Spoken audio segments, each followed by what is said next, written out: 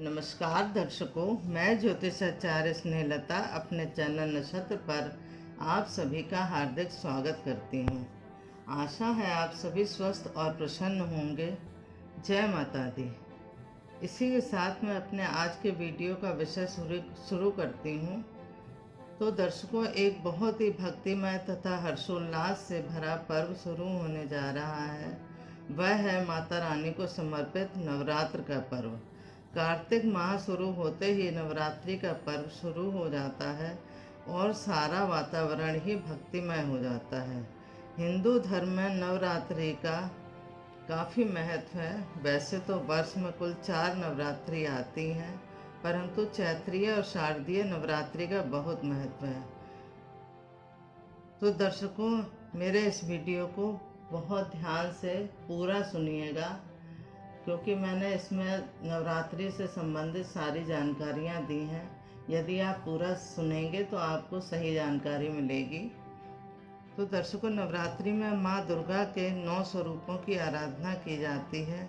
शारदीय नवरात्रि अश्विन अर्थात कार्तिक मास शुक्ल पक्ष की प्रतिपदा तिथि से शुरू होती है।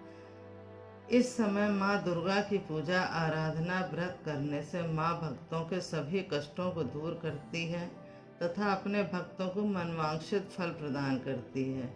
आइए जानते हैं कि नवरात्रि कब से शुरू है तथा घट स्थापना का मुहूर्त क्या है। शारदीय नवरात्रि 26 सितंबर दिन सोमवार से शुरू है। घट स्थापना का मुहूर्त 26 सितंबर सुबह 6:28 से सुबह 8:01 तक है। दूसरा घट स्थापना मुहूर्त अभिजित मुहूर्त में है, दोपहर 12:06 से 12:54 तक। इस दिन बनने वाले शुभ योग इस प्रकार हैं। शुभ योग विजय मुहूर्त है 2:32 से 3:18 तक। दूसरा निशिता मुहूर्त नवरात्र में पड़ रहा है सितंबर 27 को सुबह 12:06 से 12:54 तक। घट स्थापना शुभ मुहूर्त में ही करना चाहिए। गलत समय पर घट स्थापना करने से माँ दुर्गा क्रोधित हो जाती हैं। इसके अतिरिक्त अमावस्या या रात्रि के समय कभी भी घट स्थापना नहीं करनी चाहिए। आइए जानते हैं कि घट की जो पूजन सामग्री है स्थापना के लिए वो क्या है। वो इस प्रकार है। घट स्थापना के लिए हमें क्या पूजन सामग्री की आवश्यकता होती है। पहला, सप्तधान के लिए एक बड़ा मिट्टी का बर्तन, साफ मिट्टी, अलग अलग तरह के अनाज, छोटा मिट्टी या पीतल का घड़ा, कलश को भरने के लिए गंगाजल मिश्रित जल, कलावा, इत्र, सुपारी, कलश में रखने के लिए सिक्का, आम या अशोक के 5 या 7 पत्ते, कलश को ढकने के लिए एक ढक्कन, अक्षत, नारियल, कलावा, लाल चुन्नी। घट स्थापना किस तरह करनी चाहिए। माँ दुर्गा व अन्य देवी देवताओं का आवाहन करने से पहले कलश तैयार कर लें। अनाज बोने के लिए सर्वप्रथम मिट्टी का बर्तन लें। मिट्टी की पहली परत को बर्तन में फैलाएं और फिर इसमें अनाज डालें। अब मिट्टी और अनाज की दूसरी परत डालें। अब मिट्टी की तीसरी और आखिरी परत को बर्तन में फैला दें। मिट्टी को सेट करने के लिए थोड़ा पानी छिड़कें। कलश को कलावे से बांधें और उसमें ऊपर तक गंगा जल भर दें। पानी में सुपारी, इत्र, दुर्वा घास, अक्षत, लौंग और सिक्का डालें। कलश को ढकने से पहले आम के पत्ते कलश के किनारे लगा दें। अब नारियल को लेकर इसे लाल कपड़े या लाल चुन्नी और कलावे से बांध लें। कुछ दक्षिणा भी इसके साथ बांध लें। इसके पश्चात नारियल को कलश के ऊपर स्थापित कर दें। उसके बाद माँ दुर्गा से प्रार्थना करें और इस प्रकार कलश को 9 दिनों तक माँ दुर्गा के आगे रख दें। इसके पश्चात दीपक जलाएं, फल अर्पित करें, जो भी पूजा पाठ इत्यादि करना हो करें। अंत में माँ दुर्गा की आरती करें। दर्शकों, इस वर्ष हमारी माँ दुर्गा किस सवारी पर आ रही हैं, आइए ये भी जान लेते हैं कि उनकी सवारी क्या है। इस वर्ष 26 सितंबर को माँ दुर्गा का आगमन हाथी पर होगा तथा प्रस्थान भी हाथी पर होगा। प्रतिपदा तिथि पर सोमवार है, अतः देवी माँ की सवारी हाथी पर होगी, जिस कारण जनमानस में शुभ प्रभाव देखने को मिलेगा।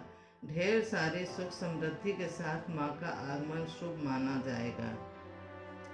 नवरात्रि में 9 देवियों की पूजा होती है, वो इस प्रकार है। प्रथम शैलपुत्री देवी। देवी पार्वती को शैलपुत्री के नाम से जाना जाता है। पर्वतराज हिमालय के घर में जन्म लेने के कारण इन्हें शैलपुत्री कहा गया है। दूसरा है ब्रह्मचारिणी। ब्रह्म का अर्थ है तपस्या का आचरण करने वाली देवी को ब्रह्मचारिणी कहा जाता है। भगवान शिव को पाने के लिए कठोर तपस्या करने वाली को ब्रह्मचारिणी कहा गया है।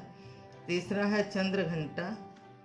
देवी के मस्तक पर अर्ध चंद्र का तिलक विराजमान है, इसलिए इनको चंद्रघंटा के नाम से जाना जाता है।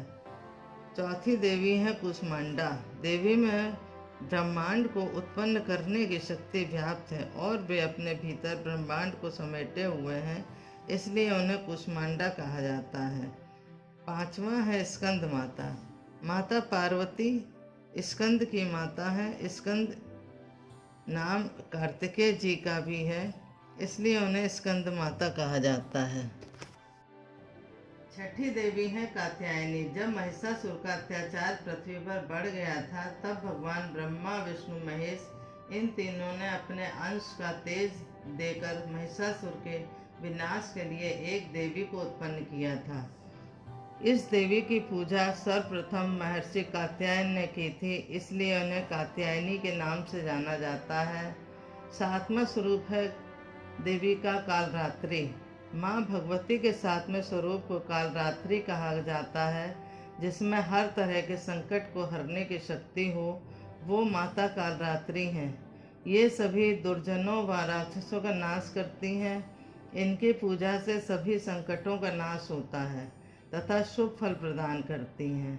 आठवां देवी का स्वरूप है महागौरी।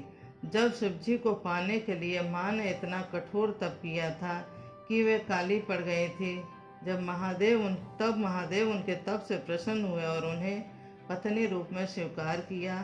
तब भोलेनाथ ने उनके शरीर को पवित्र गंगाजल से धोया था। उसके पश्चात माता का स्वरूप अत्यंत कांतिमान और प्रभाववान हो गया था, अतः उनके इस स्वरूप को महागौरी के नाम से जाना गया है। नौवां है सिद्धिदात्री। अपने भक्तों को सर्व सिद्धियां प्रदान करने वाली देवी होने के कारण उन्हें सिद्धिदात्री कहा जाता है। इनकी पूजा करने से बाकी देवियों की उपासना भी हो जाती है और भक्त के कठिन से कठिन कार्य भी सरल हो जाते हैं। इस प्रकार 9 स्वरूप में भक्तजन नवरात्रों में पूजा उपासना करते हैं। अब इसके बाद दर्शकों हम जान लेते हैं कि देवी की पूजा में हमें किस दिन किन देवी को कौन सी वस्तु का भोग लगाना चाहिए। पहला, प्रतिपदा। प्रतिपदा को शैलपुत्री माँ की पूजा होती है। शैलपुत्री माँ को हमें रोग मुक्त रहने के लिए गाय के घी से बनी मिठाई का भोग लगाना चाहिए। दूसरी है, लंबी उम्र के लिए माँ ब्रह्मचारिणी को मिश्री, शक्कर और पंचामृत का भोग लगाना चाहिए। तृतीया, दुख से मुक्ति पाने के लिए माँ चंद्रघंटा को दूध और उससे बनी चीज़ों का भोग लगाना चाहिए। चतुर्थी को तेज बुद्धि बल और निर्णय लेने की क्षमता के लिए माँ कुष्मांडा को मालपुए का भोग लगाना चाहिए। पांचवा, पंचमी को स्वस्थ शरीर के लिए माँ स्कंद माता को केले का भोग लगाएं। षष्ठी को आकर्षक शरीर और सुंदरता पाने के लिए माँ कात्यायनी को शहद का भोग लगाएं। सप्तमी को शोक एवं संकटों से बचने के लिए माँ कालरात्रि की पूजा में गुड़ नैवेद्य अर्पित करें। अष्टमी को संतान संबंधी समस्या से छुटकारा पाने के लिए माँ महागौरी को नारियल का भोग लगाएं तथा नवमी को सुख समृद्धि के लिए माँ सिद्धिदात्री को हलवा, चना, पूरी, खीर आदि का भोग लगाएं। इस प्रकार दर्शकों, यदि हमें हम पूरे विश्वास और श्रद्धा से विधि विधान से नवरात्रि के समय माँ की पूजा उपासना करेंगे तो माँ अवश्य ही हम पर प्रसन्न होंगी तथा हमें इच्छित फल प्रदान करेंगी। आप सभी के कुशलता की कामना के साथ मैं अब अपने विषय को यहीं ख़त्म करती हूँ। आप सबसे विदा लेती हूँ। यदि वीडियो पसंद आया हो तो कृपया लाइक शेयर करें, मेरे चैनल को सब्सक्राइब करें। जय माता दी। धन्यवाद। अगर आप लोगों के कोई सवाल हो या समस्या हो या आप किसी विषय में जानकारी प्राप्त करना चाहते हैं तो कृपया कमेंट बॉक्स में लिखकर मुझे बताएं। मेरी पूरी कोशिश रहेगी कि मैं जल्द से जल्द आपके सवालों का जवाब दूं। और यदि आप कुंडली दिखाना चाहते हैं या बनवाना चाहते हैं तो आप मुझे फ़ोन करके मुझे अपनी समस्या बता सकते हैं, कुंडली दिखा सकते हैं या बनवा सकते हैं। वो सशुल्क होगी। मेरे फ़ोन नंबर आपको व्हाट्सएप पे मिल जाएंगे।